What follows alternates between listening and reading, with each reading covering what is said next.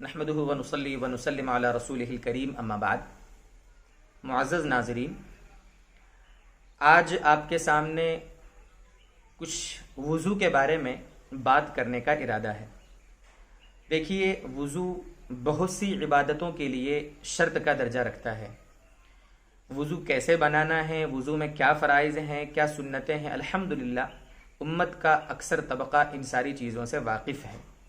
لیکن وضو کن چیزوں سے ٹوٹ جاتا ہے، وہ ایسی کیا چیزیں ہیں جن سے وضو ٹوٹ جاتا ہے، اس سلسلے میں بہت سے ہمارے ایمان والے بھائی غلط فہمی کا شکار ہیں۔ حالانکہ فقہ کی کتابوں میں، قرآن و حدیث کی روشنی میں ساری باتیں واضح ہیں کہ کن چیزوں سے وضو ٹوٹتا ہے، جیسے پیشاب کرنا ہے، پاخانہ کرنا ہے، ری خارج ہونا ہے، خون نکلنا ہے، وغیرہ وغیرہ، یہ چیزیں تو واضح ہیں۔ لیکن بہت سی چیزیں وہ ہیں جن کے بارے میں عوام یہ سمجھتے ہیں، لوگ یہ سمجھتے ہیں کہ ان چیزوں سے بھی وضو ٹوٹ جاتا ہے، حالانکہ ان چیزوں سے وضو ٹوٹتا نہیں ہے۔ لوگ پتہ نہیں کیوں ان چیزوں کے بارے میں غلط فہمی کا شکار ہیں، اور پتہ نہیں امت میں یہ چیزیں کیسے شامل ہو گئی ہیں، کیسے داخل ہو گئی ہیں۔ تو مناسب سمجھا کہ اس کی ایک لسٹ آپ کے سامنے پیش کروں کہ ان چیزوں سے وضو نہیں ٹوٹتا ہے، لیکن لوگ یہ سمجھتے ہیں کہ ان سے وضو ٹوٹ جاتا ہے۔ اس میں ایک تو ہے سطر کا کھل جانا۔ لوگ سمجھتے ہیں سطر کے کھل جانے سے وضو ٹوٹ جاتا ہے، اس لیے لوگ مسئلہ پوچھتے ہیں عام طور پر کہ غسل خانے میں اگر کوئی شخص نہایا ہے اور بدن پوچھا اس نے، تو کیا اسی غسل سے، چونکہ بدن پوچھا ہوگا، نہایا ہوگا، تو یقینی بات ہے وہ کپڑے تو اس کے بدن پہ ہوں گے نہیں، اب کیا وہ اسی غسل سے آ کر مسجد میں نماز پڑھ سکتا ہے؟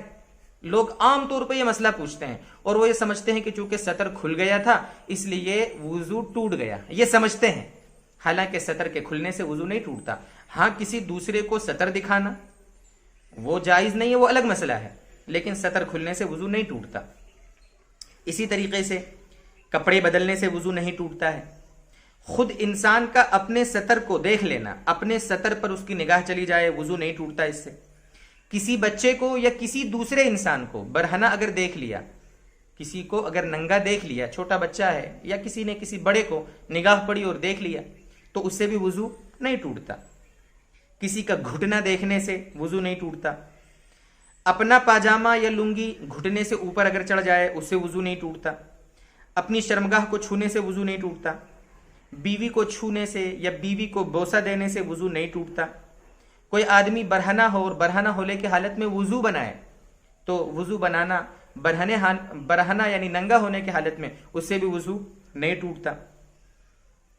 اسی طریقے سے کسی نے اگر وضو بنانے کے بعد اپنے ناخن کاٹے، اپنے سر کے بال کٹوائے، ان چیزوں کی وجہ سے بھی وضو نہیں ٹوٹتا۔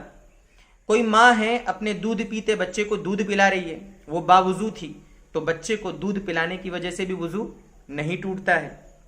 کسی نے کوئی گانا سنا یا کوئی غلط چیز دیکھی یا کسی نے گالی دی، کسی نے کسی کی غیبت کی، کسی نے اپنی آنکھوں سے غلط دیکھا، ان ساری چیزوں سے بھی وضو نہیں ٹوٹتا ہے۔